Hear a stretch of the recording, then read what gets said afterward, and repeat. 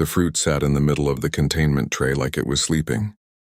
It was small, dark red, almost black, at the center with a skin that caught the lab light in a way that made it look wet even when it was dry. It had no smell that any of the station sensors could identify. It had no spores, no visible toxin pores, no external markings of danger. It looked by almost every visual standard in the galaxy completely harmless.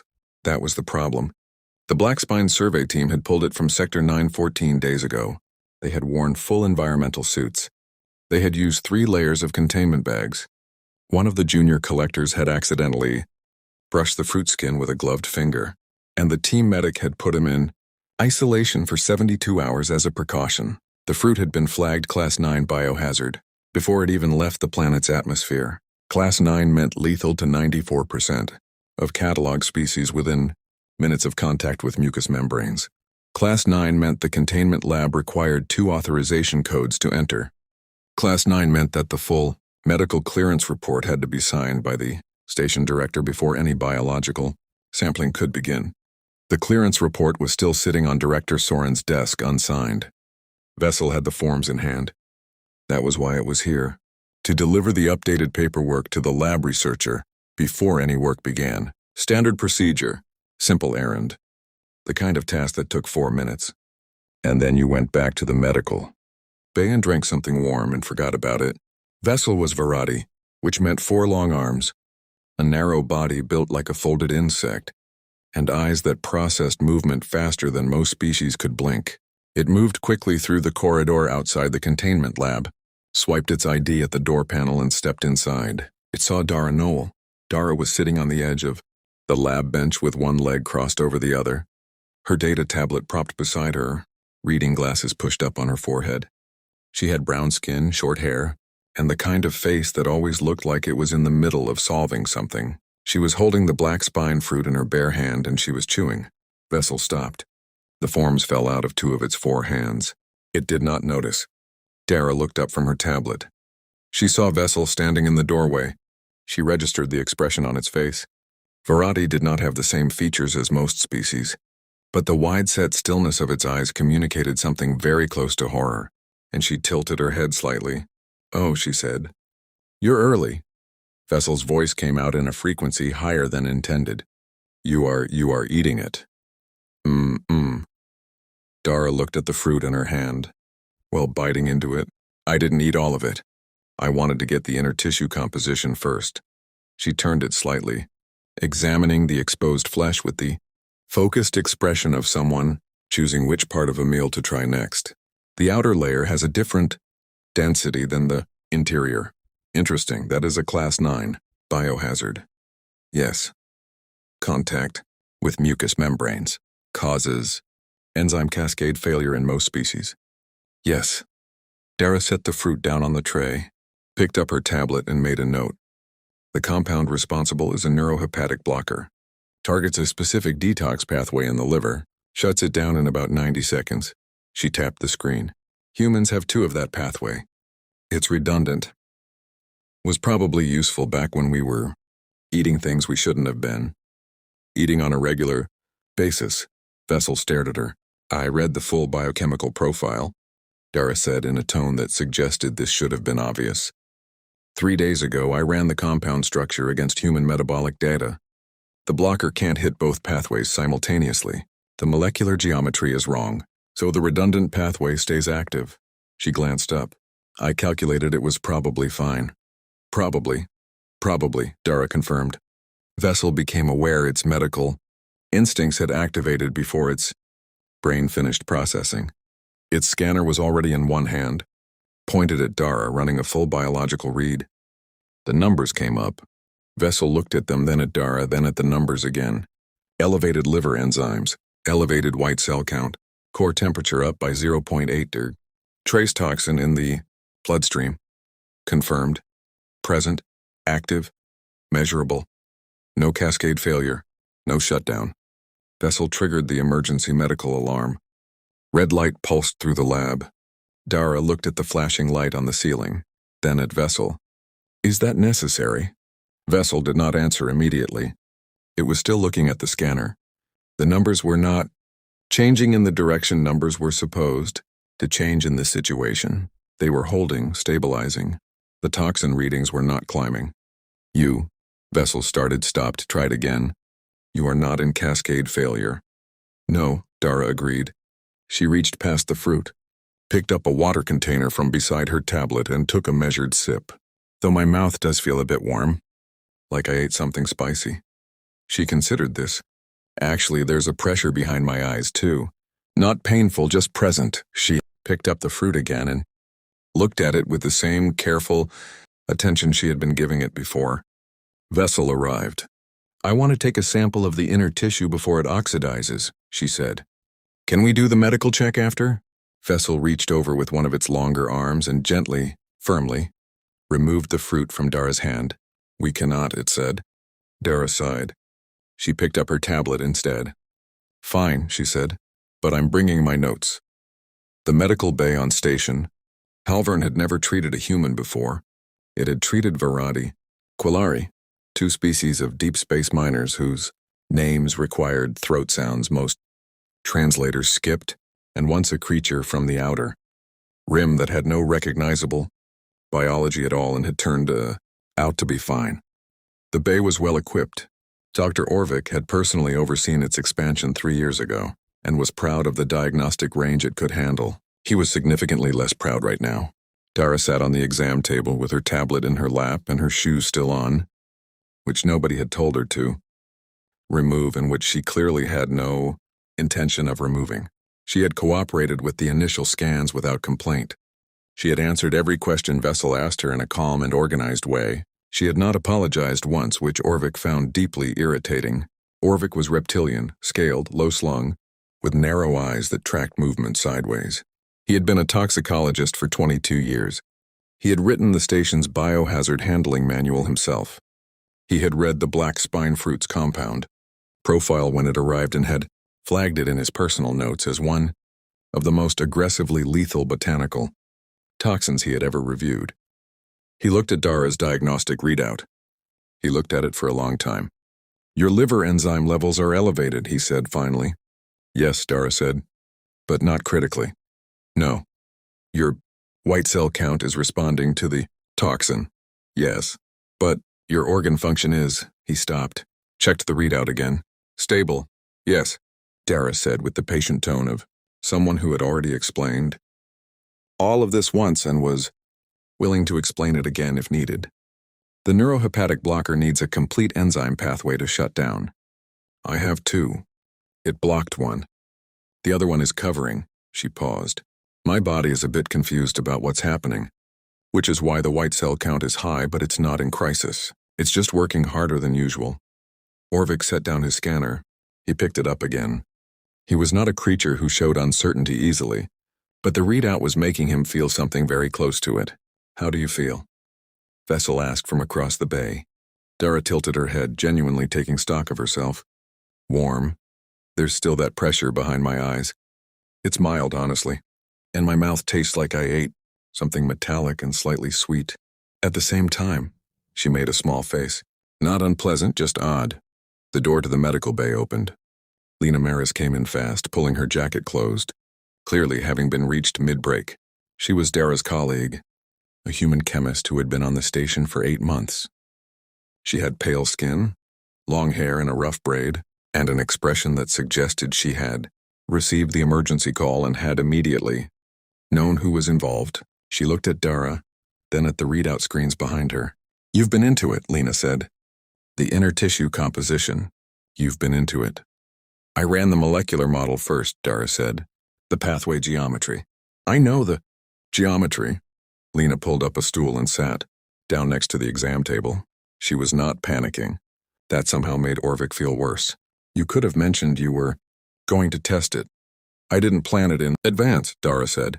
It just seemed like a reasonable thing to do.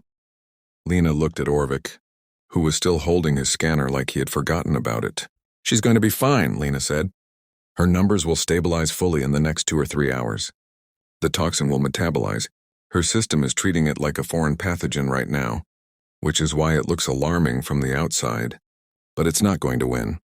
The compound concentration in her bloodstream, Orvik said carefully, is sufficient to kill a Quillari in 4 minutes. I know, Lena said. A Varadian 6, I know. Your own species. He checked his cross-reference files. There is no data. Humans have never been exposed to this compound. No, Lena agreed. But it's not the first time. We've run into something like it. She her stool to face, him more directly. She did not speak with aggression or pride. She spoke like someone explaining something that was simply true.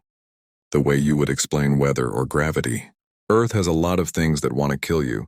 Plants, animals, bacteria, mold, parasites, other humans occasionally. We've been eating things we weren't supposed to eat and touching things we weren't supposed to touch for a very long time. The body built some backup systems. Orvik looked at Dara. Dara had gone back to her tablet. She was typing her research notes. The oxidization timeline on the inner tissue, she said, not looking up, is faster than I expected. I should have taken the sample first. I won't make that mistake twice. The room was quiet for a moment. Vessel, still by the far wall, spoke up. You're thinking about doing it again?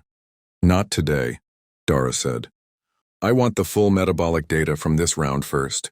It wouldn't be rigorous otherwise. Orvik sat down on his stool. He looked at the diagnostic screens. The numbers were doing exactly what Lena had said, holding, not climbing. The toxin readings had stopped rising 20 minutes ago and were beginning a slow, steady descent. She was metabolizing it. He pulled up his species database and went to the human entry. The file was short, 46 lines, mostly physical dimension data and atmospheric requirements. He opened a new note at the bottom and stared at it without writing anything. Then he closed the file and went back to watching the numbers come down. The lights in Orvik's analysis lab stayed on all night. He had not planned to stay. He had planned to hand the toxin data to his junior analyst, write a short summary for Director Soren, and go to sleep. That plan lasted until about an hour into the analysis. When the compound map finished rendering on his screen and he saw something that made him sit forward in his chair and not lean back again for the next 6 hours. Vessel found him there at the early shift mark, surrounded by data screens with 3 empty stimulant packs beside him. You stayed, Vessel said. Sit down, Orvik said. He did not look up from the screen. Vessel sat. The toxin, Orvik said, is not simple. I knew it was not simple from the initial profile, but I assumed it was the standard kind of not simple, aggressive, targeted, effective, like a very well-made weapon. He pulled up the full compound map. It filled the largest screen in the room. It is not a weapon. It is a trap. Vessel studied the rendering. The compound structure was layered in a way that was unusual. Multiple active components nested inside each other, each one triggered by the one before. The outer layer, Orvik continued, disrupts enzyme production in the liver. If that succeeds, the second layer activates. It attacks the nervous system while the body is already compromised. If the nervous system is weakened, the third layer begins breaking down cellular respiration. It is sequential. Each stage makes the next one easier. He sat back. The black spine planet did not produce a poison. It produced a digestion system. The fruit paralyzes and breaks down whatever consumes it from the inside in stages. It then releases the nutrients back into the soil for the plant to absorb. Through root contact with the remains. Vessel was quiet for a moment. The fruit eats what eats it. Yes, Orvik tapped the screen. In 94% of catalog species, stage 1 is sufficient. The enzyme disruption alone kills them before stage 2 can even begin. Stage 2 has only ever been observed in lab conditions. He paused. Until now. Vessel understood before he finished. Dara, the human's redundant pathway stopped stage 1. So stage 2 activated. Orvik pulled up a new screen. Dara's blood work from 2 hours ago. Stage 2 is a neural compound. It targets specific signal receptors. In most species, those receptors are critical. In humans, he highlighted a section of the data. The receptors it targeted are not the primary signal pathway. They are secondary, supplementary. The human body rerouted. She felt pressure behind her eyes, Vessel said. That was stage 2 failing to find purchase. Orvik's voice was flat, precise, but underneath it, there was something that did not usually live in his voice, something that was not quite awe, but was standing very close to it. Stage 3 attempted to initiate. I found the markers in her metabolic from the 2-hour sample. Stage 3 requires cellular respiration to already be compromised. Hers was not. Stage 3 found nothing to work with and did not complete activation. He closed the blood work screen. Her body defeated a 3-stage sequential biological weapon without knowing it was doing so. It just handled each problem as it appeared and moved on. Vessel looked at the compound map, still filling the large screen. "What are you telling me, Orvik?" Orvik was quiet. He reached over and opened a different file, old data, historical, pulled from the Galactic Biological Archive. Extinct predators from a dozen different worlds, evolutionary records, survival data. "I want to show you something," he said. He brought up a comparison chart. On one side, the black spine fruit compound. On the other side, 3 other compounds from 3 other worlds, each one from a planet catalogued as uninhabitable, each one structurally different, each one operating on a similar principle. "These compounds are not related," Orvik said. "They evolved independently, on separate worlds with no biological connection to each other. They work through different mechanisms, but they all have one thing in common." He highlighted a structural element in each one. "They all target biological systems that in humans are redundant." Vessel stared at the screen. "Humans have never visited these worlds," Orvik said. "There is no recorded contact, no trade, no exploration, no contamination. And yet their biology carries responses that work against threats it has never encountered." He turned to face Vessel fully. "Do you understand what I'm saying?" "Earth produced it," Vessel said slowly. "Earth produced threats like these. Different compounds, different mechanisms, same approach. Find the pathway, block it, consume what falls." Orvik's voice was very quiet now, and life on Earth survived by building redundancies. Backup systems for the backup systems. The planet was so dangerous for so long that the creatures who lived through it were overbuilt by necessity, not for the threats they faced, for any threat that worked on the same principles. He looked at the compound map. The human did not survive because she was lucky. She survived because her world spent millions of years making sure something like her could. The lab was silent. Somewhere in the ventilation system, a soft hum moved through the walls. Vessel looked at the comparison chart and then back at Orvik. "What do we do with this information?" it asked. Orvik reached for his datapad and opened a new document. "We tell the director," he said, "and then we update the human species file significantly." He began to type. He did not stop for a long time. Director Soren had a system for mornings. He read the overnight incident reports first, then the logistics summaries, then crew performance flags, if any. Then he had something warm to drink and reviewed the day's schedule. It was orderly. It was efficient. It had worked reliably for 11 years of station administration. This morning the incident reports broke the system completely. He read the first one. "Containment breach, Lab 4. Class-9 Biohazard consumed by crew member," and put his drink down. He read it again. Then he read the follow-up from Vessel and the medical summary from Orvik, and sat in his chair for a while. Without reading anything, Soren was Quillari, amphibian in structure, with smooth, pale skin and wide, calm eyes that were biologically incapable of showing the kind of alarm he was currently feeling on the inside. He had managed a research station for over a decade. He had dealt with containment failures, personnel conflict, equipment breakdowns, and one event involving a research team and a type of fungal gas that he was still not fully authorized to discuss. He was good at problems. This was not a standard problem. He went to the medical bay himself. He did not send a representative. This felt like the kind of situation that required him to be in the room. What he found in the medical bay was not what he expected. He expected distress. He expected at minimum a crew member lying prone while Orvik ran emergency scans. What he found was Vessel on one side of the room reviewing data quietly. Orvik at his station with an expression Soren had never seen on him before, something between deep concentration and mild shock, and Dara Noll sitting on the exam table with a deck of flat printed cards spread between herself and Vessel's extended lower arm. "Director," Vessel said, noticing him first. Dara looked up. "Director Soren." Soren looked at the card layout between them. "It is a human game," Vessel said. "She is teaching me. There are points involved. I am not winning." Soren looked at Dara. She met his eyes with a calm, open expression that gave him very little to work with. He looked at Orvik, who gave him a slow nod that communicated, "She is fine. The numbers are clear. I have been staring at this data all night and I still do not fully understand it." Soren clasped two of his forehands behind his back in the formal posture his position required. "You consumed a Class-9 Biohazard," he said to Dara. "Yes," she said. "Without medical clearance, without authorization, without informing any member of the station staff of your attention." "I didn't plan it in advance," Dara said.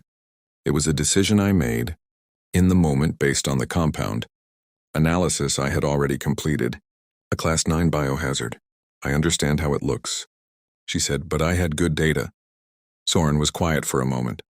He had prepared on the walkover several things he intended to say about protocol, about the responsibility that researchers carried when handling lethal materials, about the different